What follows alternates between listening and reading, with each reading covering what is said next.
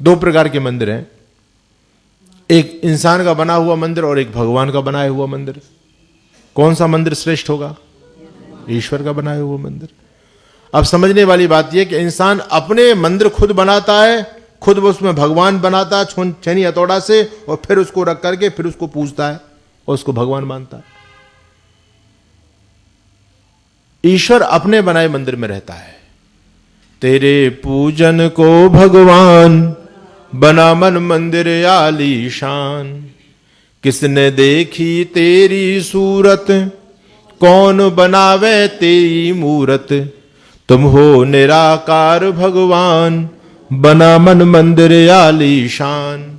तो परमात्मा की कोई आकृति नहीं हो सकती, उसका मन मंदिर है, और मन मंदिर में ही जब व्यक्ति प्रयास करता है, योगांगों का अनुष्ठान करता है, तब कहीं जाकर के उसको ईश्वर की अनुभूति होती है। देखिए एक बात समझो बच्चों, हम भगवान के दर्शन करने के लिए जाते हैं, जहां भी जा रहे हैं, कोई हरिद्वार जाता है, कोई कहीं जाता है, तो दर्शन का क्या अर्थ होता है बेटा? दर्शन का अर्थ क्या होता है? दर्शन का मतलब देखना। तो देखा आंख बंद करके जाता है या खोल करके जाता है? खोल के देखा जाता है।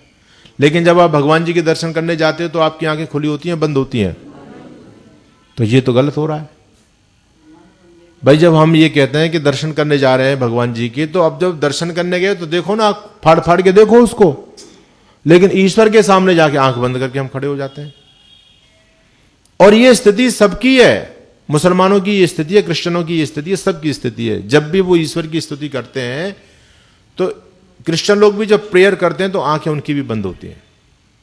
मुसलमान भी जब नमाज अदा करता है अपने अल्लाह की, तो आंखें उसकी भी बंद हैं। पौराणिक व्यक्ति जब मूर्ति के सामने मंदिर में जाता है दर्शन करने, तो आंखें उसकी भी बंद हैं।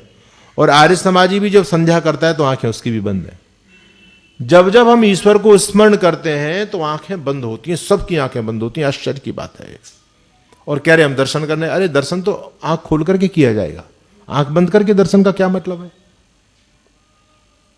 तो समझने वाली बात है कि जब हम किसी चीज को देखना चाहते हैं, हम किसी चीज को पुकारते हैं, तो हमारा ध्यान वहां जाता है जहां वो दिख सकती है, जहां वो मिल सकती है।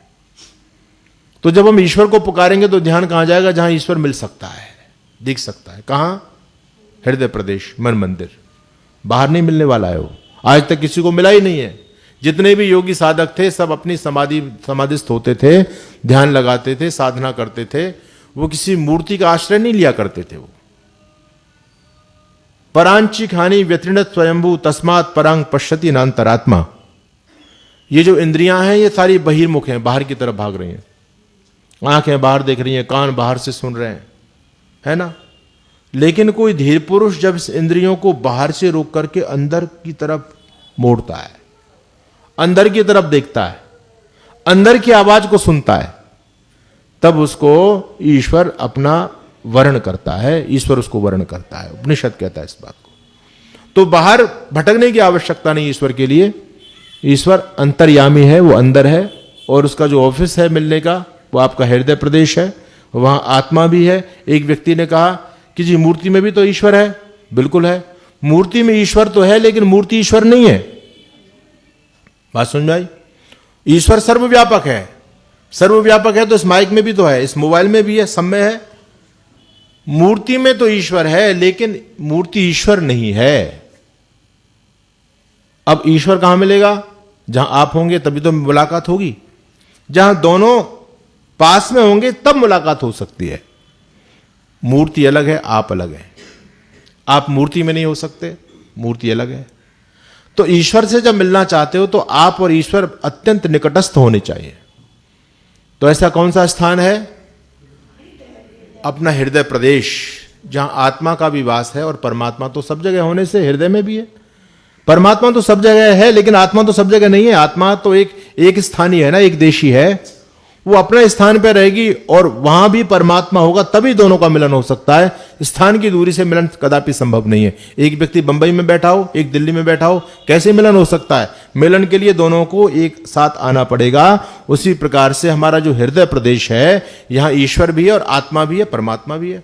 इसलिए योगी लोग जो है ना ध्यान करते हैं तो वो अंतर्मुखी हो जाते हैं, आंखें हमारी बंद हो जाती हैं। जब भी हम भगवान को स्मरण करते हैं, आंखें बंद हैं, सहज समाधि में बैठते हैं, तो हम भीतर देखने का प्रयास करते हैं इंद्रियों को मोड़ करके, तो उसकी अनुभूति अंतर प्रदेश में होती है, बाहर नहीं होती बच्चों।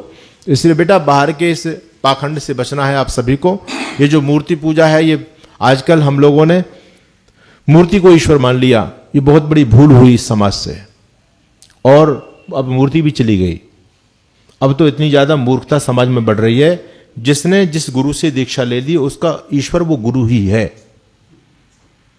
हर व्यक्ति गुरु जी का मंत्र लेके आता है, साथ में फोटो लेके आता है, और सीधा उसकी फोटो बैठ करके उसी की धूप बत्ती आरती करता है, उसी की आरती गाता है। व्यक्ति पूजा प्रारंभ होगी, ईश्वर की पूजा तो खत्म ही हो गई। अब कौन ईश्वर की मूर्ति भी नहीं कर रहे लोग, मूर्ति की पूजा नहीं कर रहे। अब तो गुरुड़मबाद छा रहा है, हर व्यक्ति अपने गुरु की उपासना, उसी को भगवान मानता है, मेरे गुरु भगवान, मेरे गुरु भगवान। क्या मूर्खता समाज में चल रही है। इसलिए सत्यार्थ प्रकाश पढ़ी।